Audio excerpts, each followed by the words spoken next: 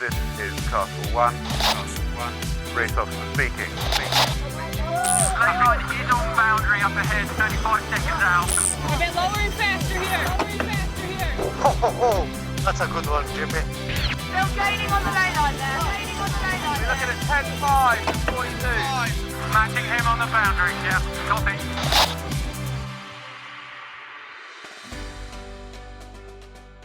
Welcome back, podcast listeners. Thank you for joining us from wherever you are in the world.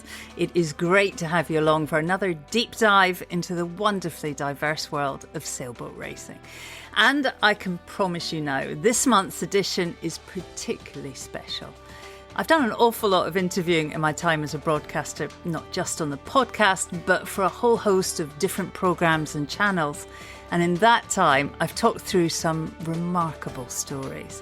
And my chat with this month's guest, it's right up there. It's no exaggeration to say our discussion this month is nothing less than sailing folklore. It's a remarkable story told in a very modest manner. Before we get going, just a quick thank you to everyone that got in touch after last month's podcast with Brian Thompson. Another popular edition, so thanks for getting in touch and letting us know your thoughts. Thanks too to all of you that took the time to head over to buymeacoffee.com to support the podcast. If you haven't done so already, it's very quick, very easy. buymeacoffee.com/sailing podcast. Leave us a message and buy us a few coffees. If you've already done so this season, many, many thanks. If not, then wherever you are, help us keep the pod ad-free by showing your support. Thank you. Right, back to our guest this month. And if you're one of our younger podcast fans, it's quite possible you may not have heard the name Pete Goss. But throughout the 90s, he was becoming one of the world's best offshore sailors. From Cornwall in the southwest of the UK, Pete had his heart set on competing in the Vendee Globe. And by the third edition in 1996, he was on the start line with a brand new race boat.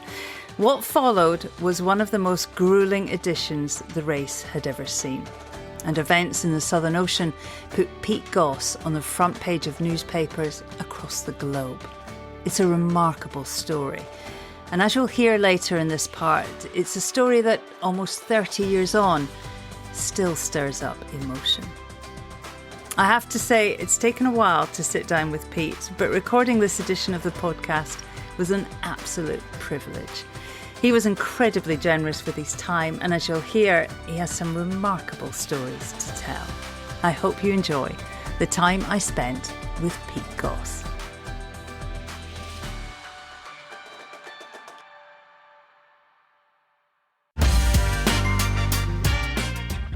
I can still remember now bailing that boat out 2 o'clock one morning and just thinking, this is amazing, this is what I want to do. 3M came in literally a couple of weeks before the start with £10,000 to put their logo on the mainsail. And that was when I knew I could do it. He lit up with this big smile and he just said, I've been waiting for you to come through that door for a number of years. And he sketched out this concept which absolutely mirrored what I had. Pete Goss, you've been on our podcast wish list for quite some time, but you're always in the middle of something, normally cruising somewhere fabulous. But it's certainly worth the wait. Thank you so much for making it happen. It's all right, it's a pleasure. We've tracked you down in the wonderful Cornish countryside in the southwest corner of the UK, in your gorgeous home, which you've built yourself, still building it with your wife Tracy. I mean, it's off-grid, and with all the research I've done about you, I'm seeing a trend. You're not one for taking the easy option, it seems, Pete. You're always up for an adventure. I love that. Yeah. Well, I feels odd being interviewed. I haven't been interviewed for so long. We're completely off grid, and I was brought up on a farm, and so one has an empathy with nature and sailing, and I can remember when I was younger, we were trialing the first solar panels, this whole new wave. And so through all of the projects have seen that technology develop and evolve. And Tracy and I, we've been living off grid probably for 10 years now, maybe more actually. So this project now is where all of that's been pull together. We're completely off grid, but not paying any price for it in the sense that, you know, we've got all the modern washing machines and tumblers and all the rest of it. So you can live like that. We have a borehole for our water. And so the whole place just runs from energy that falls out of the sky. And I think that's really cool. I think it's very exciting. Well, it's great to see it, and it's a beautiful place in the planet. And as I said, Pete, it has been an intense week of research, all things Pete Goss. And this area of Cornwall seems an important thread throughout all your projects. Is that fair? Yes, this is. Well, I've had a funny life in that my father was a agricultural consultant in tropical agriculture, so he used to go away for projects, generally 2 years, and generally back then parents would send their kids off to boarding school, but we were really lucky. We're wonderful parents. It's the greatest lottery of life is your parents, isn't it? And they decided if they were going to have kids, they'd have them. And so my mum taught us, which is amazing, really. 4 boys, all mad as fish, all different ages. And she taught us on her own. We had a very regimented school program. So you might be doing a chemistry experiment. I would be doing an English dictation, but pressing pause on a tape recorder, which she'd done the night before, and someone else would be doing with art, and then she would be physically teaching the 4th one. And she took, certainly, my older brother beyond O-level. I was up to just about O-level. And we travelled all around the world, living out in the bush and the wilds, but our roots were always in Cornwall, on this Rain Peninsula. And so I've always come back here. It's always where I come back to, and I love to go away, but it's good to have roots somewhere. So this is, I mean, we planted all these trees, or my mum and dad did, so this is just part of my life. What was that young boy like? Well, I was always in trouble. I was a naughty boy, I think. I was a bit of a handful, but I don't know. I was lucky, you know, saw a lot of life, and you know, quite an adventurous life. I mean, when we were in Aden, we would fly in on a Dakota onto the beach, and then I remember it was wild. I remember I had a pet goat, and our transport was a mine-proof Jeep with a machine gun, and we had bullet holes up the bedroom wall and guards around, and once a month we used to light car tyres, and the Dakota would come in with food. And I can remember Dad sitting on Dad's knee with an Aldis lamp signalling the ships going up and down the Red Sea, and effectively building up a relationship with the captains, because we had a shearwater catamaran. I don't know if you remember them, hidden in a wadi. So if we were overrun, we would sneak down, get on the shearwater, sail out, and we would need to get on a ship. So he was building a relationship with them. So always kind of had an adventurous life, and was driving jeeps in the bush from the moment we could reach the pedals and things. So very, very, very lucky in that sense. And I mean, we lived in my older brother was born in Nigeria, and we lived in Aden, Pakistan, Australia, Saudi Arabia, Uruguay. So it was great to grow up properly within all of these different cultures and things. So we were lucky, terribly lucky. And then only managed 2 years at school. I couldn't stand it. It was a square peg in a round hole. And in a funny way, looking back, we had seen a little bit too much life, and I was never academic, so I left at 16 and went to the University of Life rather than the University of Knowledge, which suited me. So it's, different people suit different places. And one good thing did come out of school, though. You met your wife, Tracy, who is also a common thread throughout all your crazy adventures. I mean, you were so young, weren't you? Tracy was 13 and 14. You were 14. And Yeah. We've known each other for a very, very long time. Tracy doesn't believe me. I always said I did. I knew I'd marry her, but it took till It was funny. I was in the Royal Marines then and come home on leave and was getting on the Torpoint ferry to get the train back to Scotland very early in the morning. It was 6 o'clock or something. And there was Tracy on the same bus. And that was where we started properly, in a sense, our relationship. But so we go back a long way. Yeah. She also must have a pretty adventurous nature. She does. She's very forgiving, and she's we life's for living, isn't it? You know, and if you want to go and live, you've got to commit to things and take risks and gamble and work hard and all the things that we all know, and we make a really good team. Well, Pete, as you said, you left school as soon as you could, when you were 16 years old. And one of your first jobs was as the nipper, the kid on a tugboat, working out of Plymouth. And that's got to have been a tough job. No, I mean, I loved it. It was fantastic. I mean, I was used to hard work. I was brought up on a farm. And so, I mean, one of the great things about a farm is it gives you a work ethic. You know, you get up, you work hard, you see a job, you do it, and you get on. So, but I'd always loved the water. I don't know, I've always had an affinity with the water. And to get on a professional tug was incredible, because I sailed a lot, you know, I was dinghy sailing. I used to, I was only one day I didn't sail, which was a Monday. So Tuesday was dinghy sailing, Wednesday was cruiser racing, Thursday was dinghy sailing. Friday we started a cross-channel race and come back on a Sunday. And Monday was the only day I didn't sail. So water was very much a part of our lives. But then I used to work on these tugs. Yeah, they were rough, hard,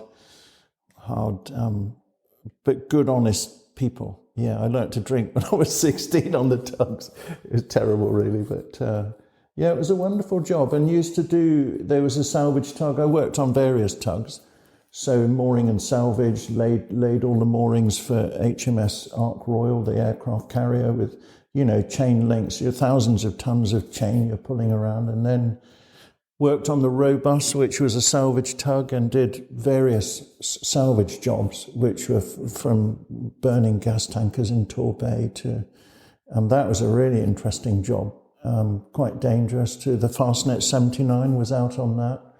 And so kind of, that was quite a sobering experience. And then, you know, knocked some of the naivety out of it and started to really respect the sea and be appreciative of the risks that we face, but I love innovation and technology and trying to address them. It was a great job. As you said, you were involved in the 1979 Fastnet race disaster, part of the rescue effort.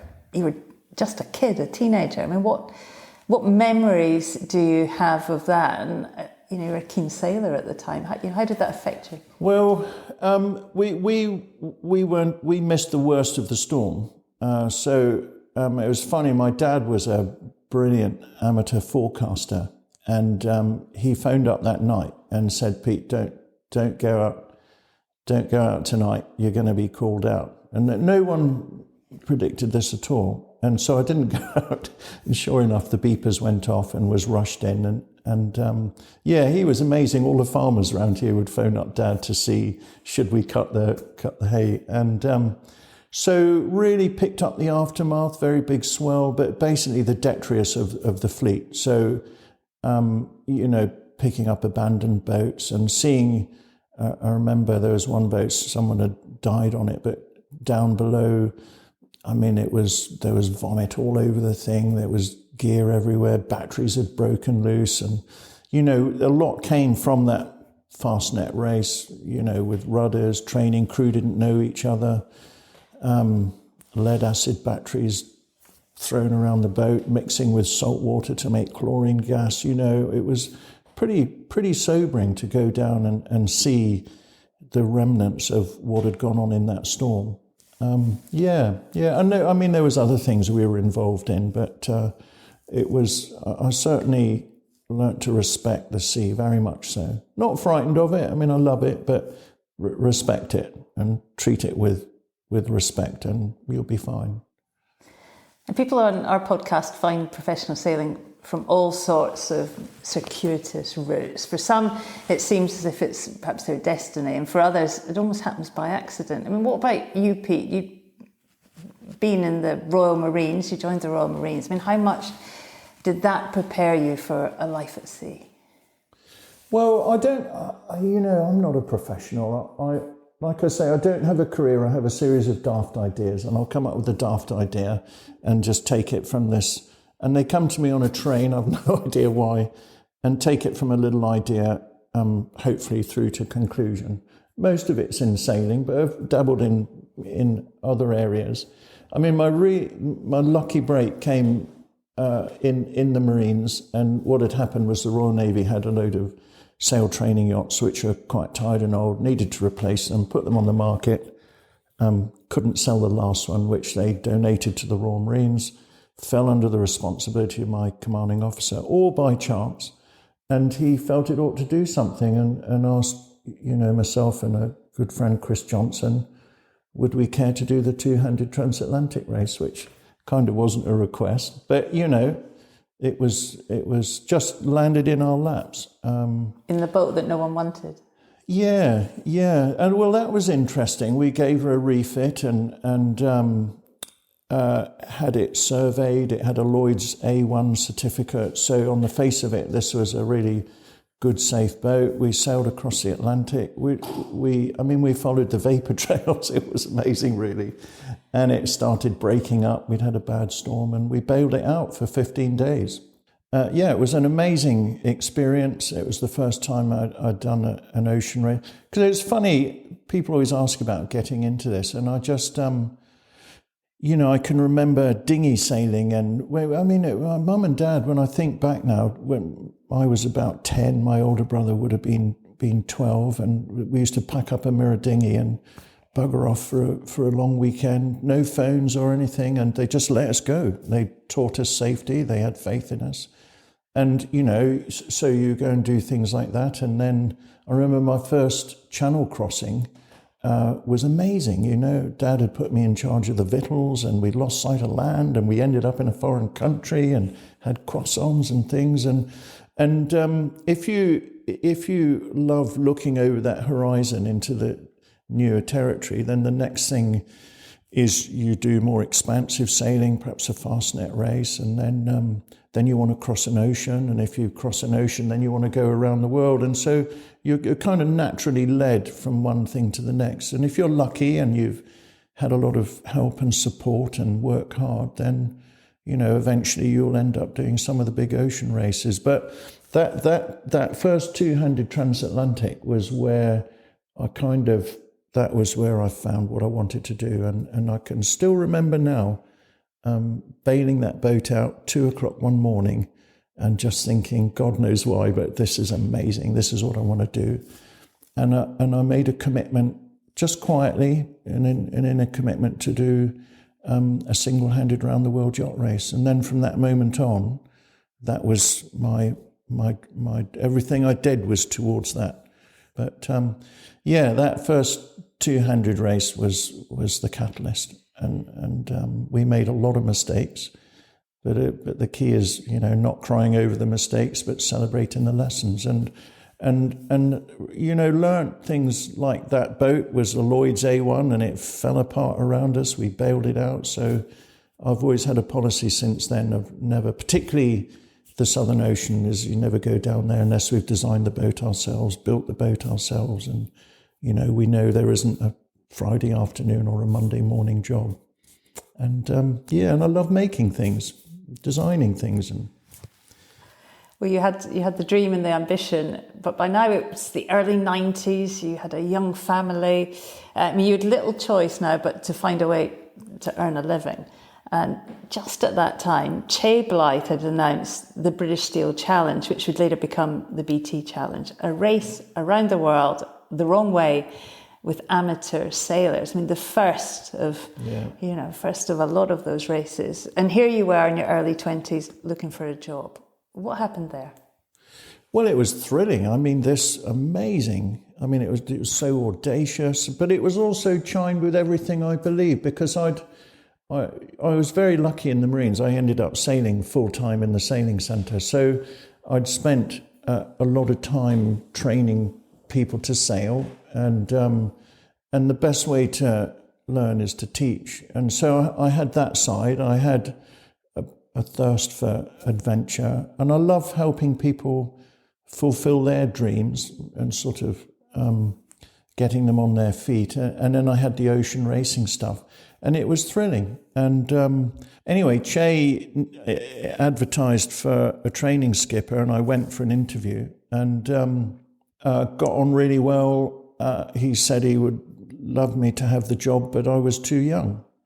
And it was really difficult because you can address everything by your age. But he said, I'd like to keep in touch, and maybe you could do some corporate hospitality. I didn't even know what that was. I had no idea. And anyway, he'd had an older skipper come on, and that hadn't worked out, and I did some corporate hospitality. And so he asked, would I perhaps be a stand-in skipper while he found another one? So I would take anything that was on offer, and I went up and just took to it like duck to water, and he quickly decided, well, it's your baby, and away you go. And it was just fantastic. It was quite interesting that things like that had not been done before back then. This concept of you go up mountains, you can do anything now, but all the experts said it was impossible. And I remember one boat show, it was a load of professional sailors. It put their nose out, and they were saying, at least one boat would sink, 10 lives would be lost. And I remember one saying, if you want to make a load of money, buy some single tickets from Tasmania home, and you'll flog them for thousands. And I just thought, bugger it, you've just got it all wrong. These people were amazing, They ranged from 20 to 60, microsurgeon, bricklayer, baker, doctor, student. We had the whole gambit. They'd never sailed before. And I was just given this job to prepare them. And so it was very interesting as to how, what is one trying to achieve with the training program. And they were fantastic. They were fantastic, and it was the greatest reward, I think, for me, was to do that training. Yeah. Well, by now, it's the mid-90s, isn't it? And your sights were firmly on the Vendee Globe. And we've talked a lot about the Vendee on this podcast, non-stop, solo around the planet. By then, 2 editions had taken place in 89 and 92, and the first one almost exclusively French sailors. Both of them with pretty much a 50% attrition rate. And in the 92 edition, tragically, 2 sailors were lost at sea. So the dangers were very clear. We talk a lot about the race to the start line in the Vendee. I mean, how tough was it in the mid-90s, a British sailor trying to raise the money for the campaign? How much did you risk to make the start line? Well, there's 2 challenges. The first is to get to the start line, and then obviously the second is to get to the finish. And that second one's refreshingly simple and easy. You're just sailing around the world. It's what you love doing, and it's great. The first challenge, I think, is often the harder one, with all of the unknowns. And back then, sponsorship was difficult. It was, and I didn't really. I was still new to business, and so I had a lot of lessons to learn there. And I did. I realised that this would only happen if I went for it. And so Trace and I decided, right, well, we would go for this. I left the challenge business, Chay's business, put myself on the streets to give it total focus. We scrabbled around, and I did. I'd hitch up to London. I'd sleep on Paddington Station and have a wash and a brush up in the public toilet and knock on doors and start this thing going. And I had a slightly different approach to sponsorship, I think, back then, which had evolved over time. In that I don't like the word sponsorship because it means a philanthropic gesture, and I'd rather it be a two-way street. So again, these things evolve, but our hidden agenda would be that a sponsor should recoup their outlay and make a measurable return as a consequence of being part of the project, which is a very different approach. I guess, I read your book and I read some real sponsorship horror stories. Oh, God, yeah. And if we just sort of remember the time, before email, of course, and you did a massive mail out in the search of help, and your book paints a pretty bleak picture of that process. Well, sponsorship's a funny thing, because when you get a sponsor, when you look back at the journey to getting them, it's really simple and it just all clicked in place and away you go. The tricky thing is to turn over that stone. And the only way to do that is turn over thousands of stones. So I used to get the papers, I'd look through companies, see ones that were doing well. I'd go to, I'd phone them up, get them to send their annual report. I'd read up further, you'd get all the board, I'd go to the library, look in the who's who, find out who sailed. And then I printed off these standard sheets and I'd crunch them into files. But I had a light box and I'd use the annual report to colour in the logo with a pencil on the outline of the boat and send it off, and just loads of things. I'd just try anything, and I'd sent 20,000 of those out, I think, from memory. But it requires commitment, absolute commitment, and we raised enough money to start building the boat. We got halfway through construction and just hit the buffers and learned about cash flow.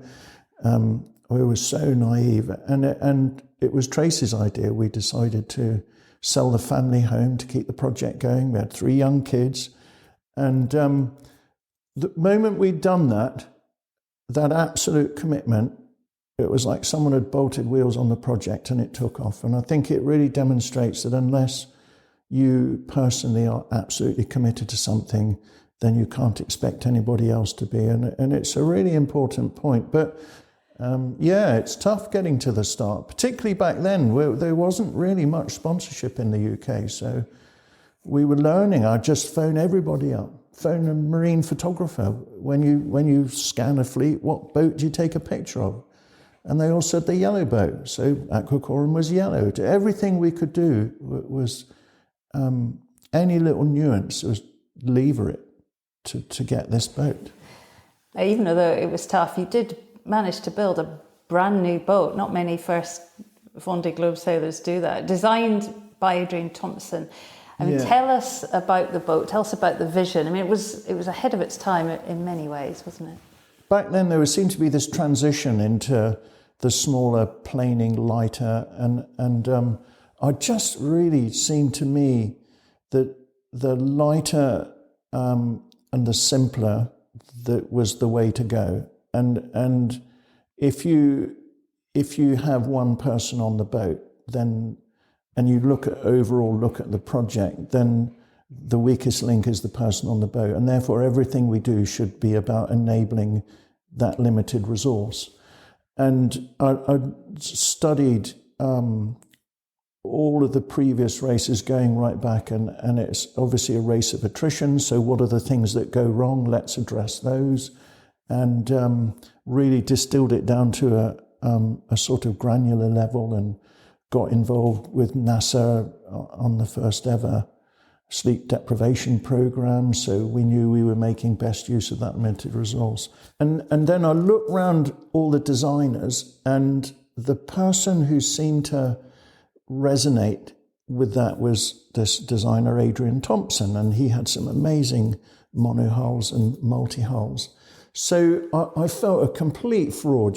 He was building Rothmans at the time and Thursday's Child. He was a real dude, but was just up the road in Totnes, and I got an appointment, and I went in. He's a big man in physique and character, and so I kind of rather shyly explained this idea, and he lit up with this big smile, and he just said, "I've been waiting for you to come through that door for a number of years." And he sketched out this concept which absolutely mirrored what I had, and we went from there. He's a brilliant man, Brilliant man, very humble, very clever. And so we started, a lot of work was on the hull form. It wasn't a scow bow, but it was pushing out that so that the boat would track very well. We couldn't see the point of a lovely lightweight structure and then shoving tons of water ballast in it. So went for the swing keel, which again was very new then, wasn't really being done, and it was going to be a disaster and the keel was going to fall off and all the rest of it. And built the boat. Chap Gary Venning built the boat. We borrowed a building to build the boat. I mean, we just cobbled it together, but it was always the boat comes first. You know, we won't cut corners. We want to have this. Really, it should have been 60 foot, just couldn't afford it. So back then the limits were between 50 and 60 foot. So we just thought, well, we'll go for 50 foot. And this concept should get more out of a 50 foot than you would out of a 60. And off we went. Yeah, and so Aquacorum was born. And loads of funny stories building the boat and cobbling through, and went out on the radio. We needed, I think, 2 tons of lead, and all the locals came with fishing weights, diving belts. A local organ, church organ, had been broken up. Organ pipes are made of lead, which is weird, isn't it? So we melted all those down, and yeah. I love that. Anyway, you won the first race. You got to the start, and you know we've been to quite a few Vendee starts. It is incredible. But this was only the 3rd running of the race. I mean, what was the start like? And were those famous Vendee crowds there? How did you feel, one of the first British entries in the race? Well, yeah. Well, I'd never been to a start, you know, and I'd never ever had anything to do with France. I was just going to do the Vendee, and I kind of turned up. And in my mind, would be like, you know, the start of the Ostart, and I was late because we didn't have engines back then and there was no wind. I was just drifting around and wasn't going to make the deadline, and no communications, desperately getting on the radio, which was brand new, and trying to get through to Portishead Radio to make a phone call. And anyway, we just made it, and just turned up to this. It was unbelievable. And fireworks and lights, because we turned up that evening when they had the big launch of the race, and I don't speak French, didn't have a clue what was going on, but it was good fun. Got very drunk that night and met skippers and things, and then the next day they had us racing go-karts for some reason, I don't know why, but it was all good fun. But again, we had no money. I was sleeping on the sails down below, and we were cooking on a camping stove on the pontoon, and we still didn't have enough money to start the race. I only got, 3M came in literally a couple of weeks before the start with £10,000 to put their logo on the mainsail. And that was when I knew I could do it, you know. So it was, behind all this, it was huge pressure really. But the start was amazing. I mean, it was absolutely unbelievable. And just, we got there and headed off, and it was fantastic. It was sick as a parrot that night. We had a big front come through the Bay of Biscay, and got stuck into trying to do this race. Yeah. And pretty untried boat, actually. I mean, I had problems and with some of the electronics. It's funny now, you know, watching the Vendee, and people will say they've I don't know, there's a problem with some electronics. Well, my autopilot wouldn't even follow apparent wind. It was me. So I used to sit in the cockpit and dozing off, and used to just, you know, plus or minus 5-10 degrees to play the boat. That was that was my autopilot. Couldn't afford weather forecasts. Unfortunately, the week before the start, the race organisers said they'd give us 5 days. So every 5 days I had a forecast. And funny really, isn't it? It's very different now. It's amazing. But it's still got that same spirit, you know, slightly pioneering, and yeah. I remember talking to Mish Des, the professor, who a legend of the race. Obviously won it a couple of times. And he says the thing about the Vendee is you have to prepare for something to go wrong every day. And lots of things did go wrong. And pretty early on, even in the Bay of Biscay, the fleet started falling apart, didn't it? Yeah. Well, it's a race of attrition, really. They all are. I can't remember now, it's so long ago, but that first night was pretty wild. Quite a few boats dropped out, but I mean that happens even now with these big budget boats. But I had a really simple boat, and I was just going to finish the race. If I had to hand steer it, I'd hand steer it. It was just, I was going to do it. Simple. Is this critical point when you realise you've just lost control, and it's kind of quite sobering, and all you can do is react and hope that it holds together. The BT Inmarsat system was beeping an alarm, and I didn't really know what it was. I hadn't heard this particular one, and wedged myself under the chart table and called up the message, and it was a mayday. They came up on the VHF, and so I remember chatting to them, and I said, "Oh yeah, how many people are involved in the rescue?" And he just said, "It's you." And Pete, I mean, you've achieved an awful lot in your lifetime, but what happened next is perhaps the thing you'll always be remembered for. It's something that transcends sailing, transcends sport. Headline news around the world. Just set events up for us. Christmas Day, heading into the Southern Ocean. Yeah, well, it was quite an interesting, it was south of Australia, deep in the Southern Ocean. The race had been a pretty tough old race. We'd had a few big storms come through. But for me on Aquacorum, I'd kind of settled things. And because of cash flow, I hadn't had as much training as I wanted. But by then, it had all come together and it felt fantastic. I'd got this, world record for a 50-foot 24-hour boat, and it just felt great. It was buzzing.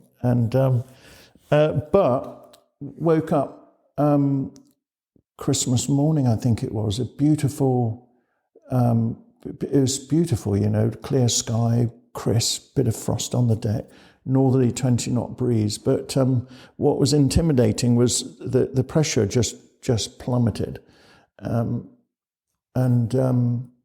Clearly there was a very, very bad storm coming in. And the waiting is the worst thing, is worse than the dentist. There's hurricane force winds coming in, there's nothing you can do about it. But of course, once you're in the storm, you're up to your ears in mud and bullets and you're just dealing with it.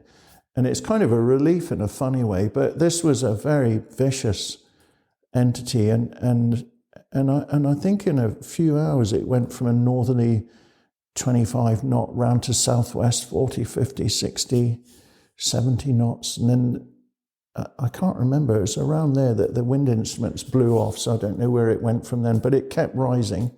But the problem was with a very big northerly swell and quickly a vicious southwesterly sea built up, and when the two meet, you get this huge upsurge of water. And they're funny things, these big ocean races. There's always one bad storm, and you instinctively know it when you're in it, and once you're in it, you're very conscious that provided you can nurse your way through without major damage, then you're going to finish that race. And this, without question, was the big one for the Vendee.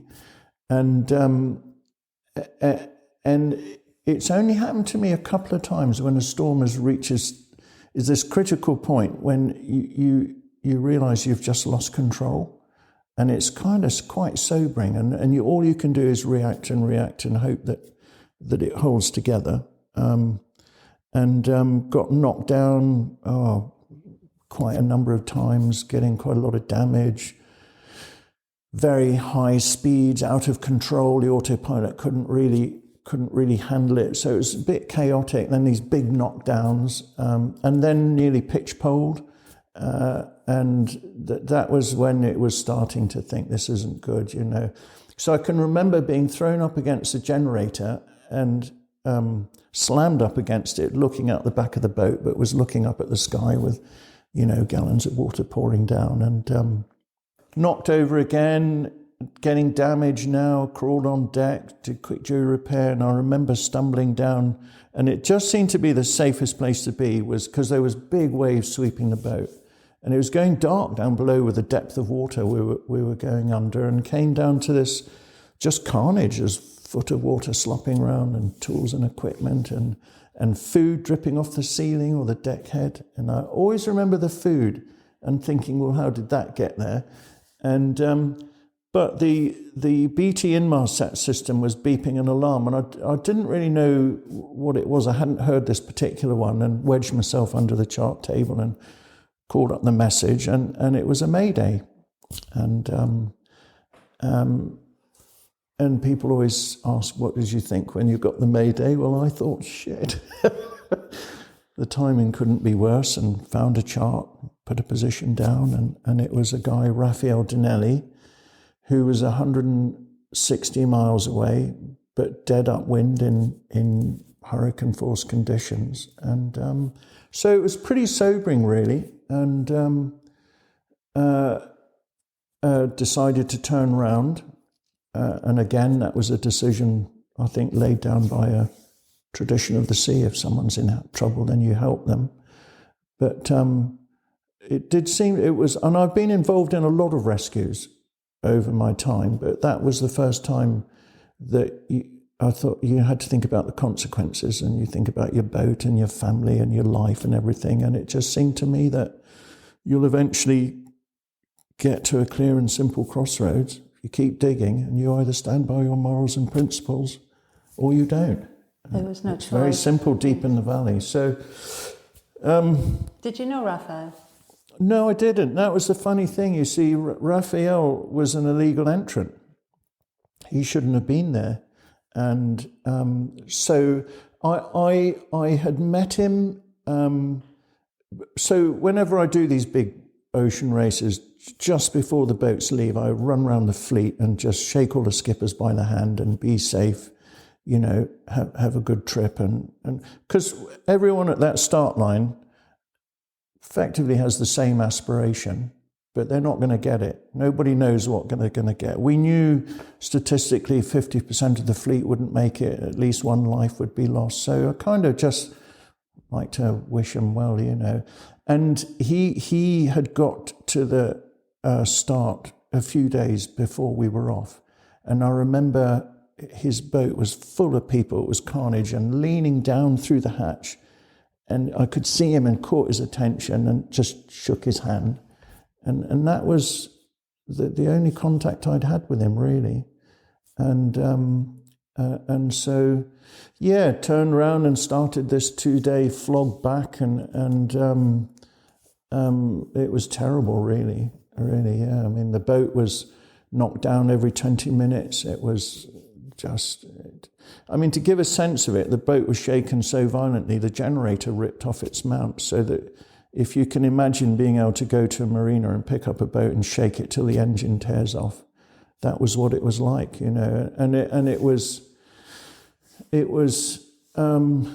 2 days, 48 hours, I think, and there was 3 clear parts. The first was just to survive the storm, and I reckon if we could survive the storm without major damage, then that's worry about 160 miles, and if we can claw that back, then worry about trying to find him on the ground. So, like everything in life, if you have a very big challenge, break it into manageable chunks and deal with them. How did you find him? The Australian Navy were involved, weren't they? How did you manage to find him? Well, that was a really difficult thing. Because back then, the transponders weren't sending out a signal. It was a passive signal, and as the satellites went over, they would triangulate and give you a position. So there was error in it. And of course, the further south you went, the greater the error, because you were lower on the horizon compared to the satellites. We didn't have the same number of satellites as we do now. And so I got to his position, I think it was midnight on the second night. And but because I remember what had happened was he'd been cartwheeled, boat's upside down, he was trapped in it. eventually came upright. The mast had been pile driving up through the deck. Diesel tanks had ruptured, and so he ended up on a boat that was completely submerged. And his life raft got torn away by the ferocity of the conditions, and he basically watched his life just blow away like tumbleweed. I mean, it's an amazing story. I don't think he gets enough credit for the part that he played, just surviving. Yeah. So he survived all that night into the following day, and the Royal Australian Air Force came out. They dropped 2 life rafts with a tether between them that drift down to him. He pulled the nearest one in, found there was no food or water, jumped back in and on the boat and managed to get a little box of food. And then a big wave swept the boat and a bottle of champagne came to the surface. So he went in with that, untied the raft, and scrabbled around to make sure everything was okay before he stood back up to bid his boat farewell, only to find that it had sunk. I mean, the story is amazing. Anyway, I met the pilot and the navigator a year later in the boat show at the Guinness stand, and from the air they saw this figure clamber into the raft, and then the boat just ghosted away and disappeared underneath it. So the story is amazing, but where am I going with this? You asked a question now. Finding him, wasn't it?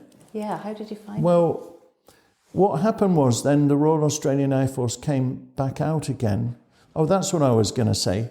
So that plane that had dropped his raft carried down to me, and they came up on the VHF. And so I remember chatting to them, and I said, oh yeah, how many people are involved? Because I was still like 70 miles away or whatever. How many people are involved in the rescue? And he just said, it's you. Wow. Sorry. Raphael was in that life raft, wasn't he, for 48 hours? Yeah. God, I don't know where that came from. So that was quite sobering, you know. So I got his position, but I couldn't find him because it would keep changing this position, and it might be only a quarter of a mile, but it just as well be 100 miles. A terrible night. Sorry. It's all right. It's a big deal. Well, it isn't. It is. God knows why I'm so emotional suddenly. I'm not normally. I think it's you. So, So I was searching here. I couldn't find him. I climbed the mast. I'm letting flares off. I was anything. But I just couldn't find him until the Royal Australian Air Force came back out again, and they managed to get the 2 of us together. And so it was really a huge team effort to rescue this man. I mean, there's all sorts went on. I don't know if you're interested, little backstories. You remember it's Christmas Day. Meteo France, they came in on their Christmas night. They were sending me forecasts. It was right on the transition, the overlap between the MRCC control areas. And so from getting the Mayday to getting to him, I'd transitioned into another area. But the SATCOM wouldn't talk to the Australian one. I just couldn't make it work. And so what did I do? I sent a message to Tracy to say, Tracy, I need some help. And there's a brilliant guy called Clive Puttock who worked up at Portishead Radio.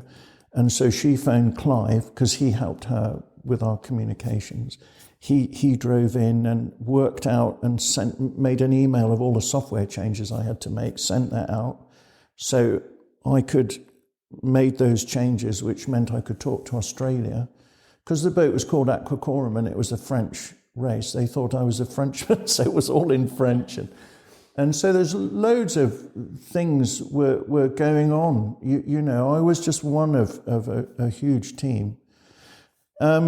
So again, a little thing, they came in, they had 40 minutes on station because of the limits of the range. And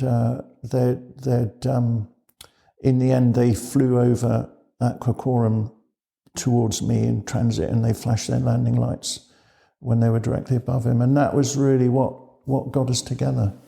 The pictures are famous in the sailing world, taken by the Air Force. I mean, I guess. Yeah. What did you find when you got to him?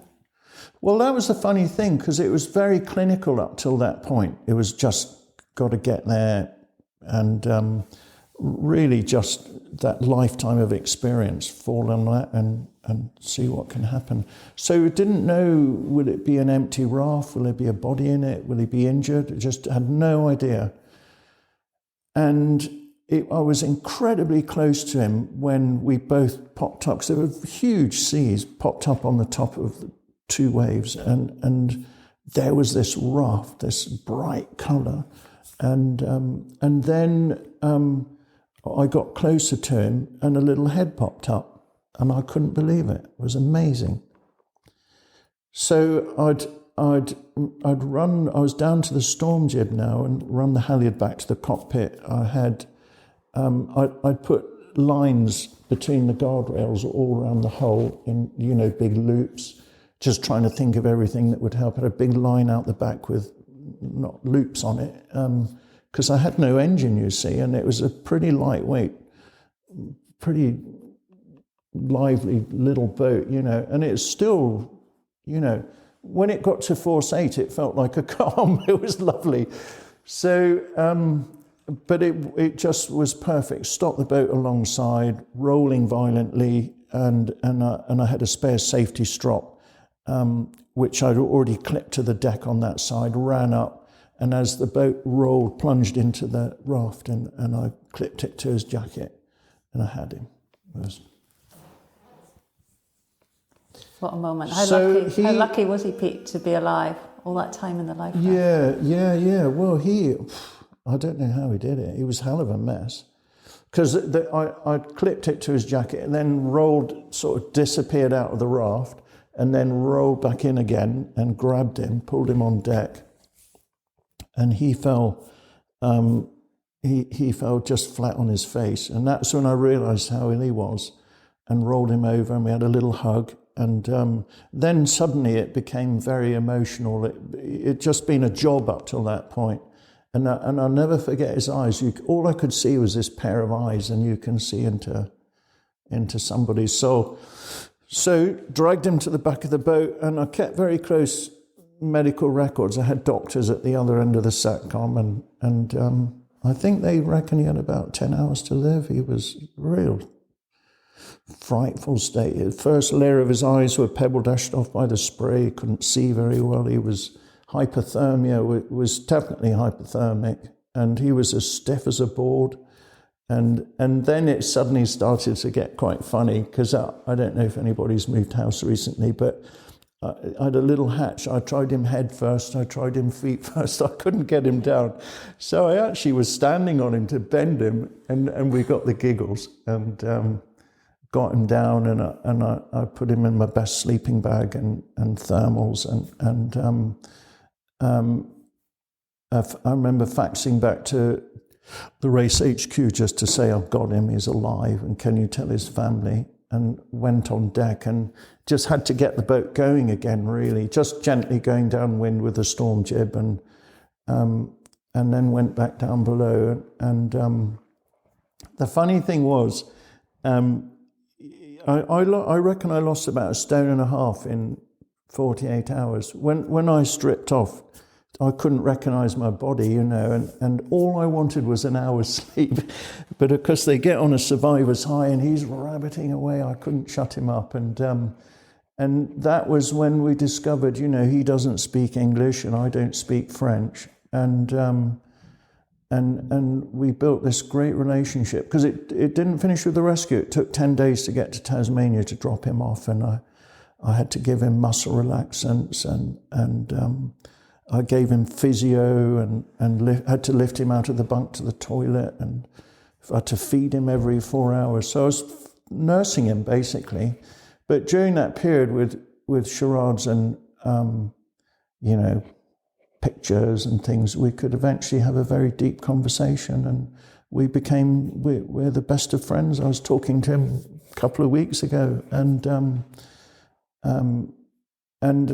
he's an amazing man. Within 5 days we were designing his next boat for the next Vendee. You know, it just hadn't put him off. And then there was funny things, you wouldn't believe it, it was a film. So after about 4 or 5 days, he indicated he wanted to send a message to Virginie. They had a daughter, Philippine, but they weren't married. And so I filled a kit bag with gear and suspended it from the deck head, and I lifted him onto it and tied him to the chart table and put his fingers on the keypad and went on deck. I had a load of repair to do and give him some privacy. But this experience had made him realise what was important to him, and he asked Virginie to marry him. She came straight back and said, well, I'll marry you if Pete's the best man. So it's a funny thing, life, isn't it? And do a single-handed round the world race, come back with the best friend, and Tracy and Virginie get on well, the kids get on well, and we had this amazing French wedding. It was. It's quite unusual that often, and we've interviewed quite a few people who've been rescued with their rescuers, and often there's a slight weirdness in that relationship, an imbalance in a way. Yeah, and I hadn't realised that. It's just perfectly natural. It felt perfectly natural. Raf would have done it for me, and that was just fate had thrown it that way. And I think partly having those 10 days together, nursing him and getting to know him, but it wasn't until I met the pilot and the navigator at the Guinness stand a year later that they'd explained that often a relationship built on something like that is bogged down with debts of honour and guilt and all of this baggage, but there's never been any of that whatsoever. And I suspect that's probably the case with most Vendee sailors. Your safety net is each other, and it's just life at sea, that these disasters happen and you're there for each other, which is... That's such a lovely story. What happened when you arrived into Hobart? I mean, did you have any sense at all that the world had been watching this rescue unfold? No, not really, because I'd had a knockdown in another blow before Raf's, and I lost my radio, which was the main communications back then through Portishead, and comms now are incredible, and because I then had damage to the generator and my power, so and I had my laptop had some water ingress, and it was all a bit iffy, so I was only getting tiny bits of information, and it was a bit of a shock. It was quite funny because I went into the Derwent at night, and I didn't have charts, and I knew it was dodgy because I'd gone in on the British Steel Challenge and was just gently nursing my way in, and eventually this, official launch turned up with a blue light and a doctor, a surgeon, hospital bed, a policeman, an immigration officer, and handed him over, and I've got a certificate for a Frenchman from the Australian government. And but in the race rules, he was taken to hospital and I was taken out onto a buoy, and provided nobody gets on the boat and you don't get off, they'll still treat this as an unassisted circumnavigation. And that was a funny, difficult period on the boat, because the press didn't really affect me. Some came out, but I was just away on my boat. Raf was getting the attention, which was fine for me. Because I had my own wrestles then. I was very tired, didn't know whether the structural integrity of the boat had been compromised. We then had a 5-week period in the race where every week we lost a boat. And very sadly, Jerry Roofs, who was a friend, he lost his life. And it was a particularly bad race weather-wise. And so they were forecast 2 days out was another severe storm. And by then everyone had gone, so if there was any problem, there wouldn't be any help. So it was pretty lonely, really, to be honest. It was first time I felt lonely. Up till then, I'd missed people. So had a cup of tea and went back to 10 years ago, that first two-handed race, and went through in my mind all the hurdles to get to Hobart. And then it's a pretty simple choice. Sometimes you either sit down and give up or you get on with it. I couldn't afford to ship the boat home. I had to get, all these considerations, and I was going to finish the Vendee. It was just, But it was tough. It was tough going down then because my arm was really bad. I couldn't get help, but a doctor came out and looked at it from a dinghy, and there wasn't really much he could do. So quite a heavy heart, actually, that went back out. And 2 days later was in that storm and put me back on the bike and just got on with it, really. And so for me, you know, the rescue was obviously a massive thing, but it was only I was only halfway around the world, you know.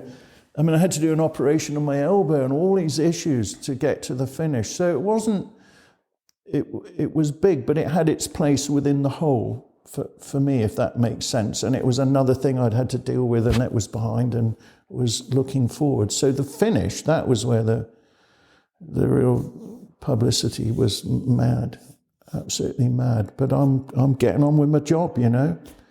Managed to save Raphael, and yeah, I had a race to do. I mean, the race was finished, but to me, it was finishing it was the key. We're going to leave Pete there for now. After all that drama in the Southern Ocean, he slipped out of the Derwent River and headed east. Tasmania astern, the entire Pacific Ocean ahead of him. Just imagine. For the more squeamish listener, the next edition quickly gets into Pete's account of performing an operation on his own elbow, which is pretty grim. But we also talk about Pete's other massive project. In fact, before you listen to part 2, grab your phone and do a quick image search for Team Phillips. It would be good to have an idea of exactly what Pete talks about when we get going on his next big adventure. Also, a quick note too of Raphael Donnelly. Good to their promise, Pete and Raphael had, within a year, raced together, winning their class in the 1997 Transat Yacht Vab. And following the proposal faxed from the Southern Ocean, Pete was also best man at Raphael's wedding. Even more remarkably, Raphael's adventures did nothing to dampen his Vendee spirit. He was on the start line for the 2000 edition, but failed to finish. He then raced again in 2004 and in 2008. He finished both, a 12th place and then a top 10. Remarkably, in both editions, he crossed the line after 125 days at sea, just 2 hours splitting his 2 times. If you've enjoyed the podcast and you'd like to show your support, then please do head over to buymeacoffee.com/sailing podcast. We work hard to bring you this quality ad-free listen. It takes time and a lot of work, so it's lovely to have your support and also your messages. So many, many thanks for that. And thanks, as ever, to the tireless work of the multi-talented Tim at Vertigo Films, producer of the podcast, who selflessly put in the miles with me on the trip west to see Pete. Tim, as ever, a massive thank you. And so that's it from us. Do tune into part 2 with Pete. And until next time, thank you so much for listening. Have fun on the water and sail safe, everyone. This is Castle 1. Race officer speaking. Lane line is on boundary up ahead, 35 seconds out. A bit lower and faster here. Ho, ho, ho. That's a good one, Jimmy. Still gaining on the lane line there. Gaining on the lane line. We're looking at 10.5 and 42. Matching him on the boundary, yeah. Copy. This is Castle 1 standing by. Out.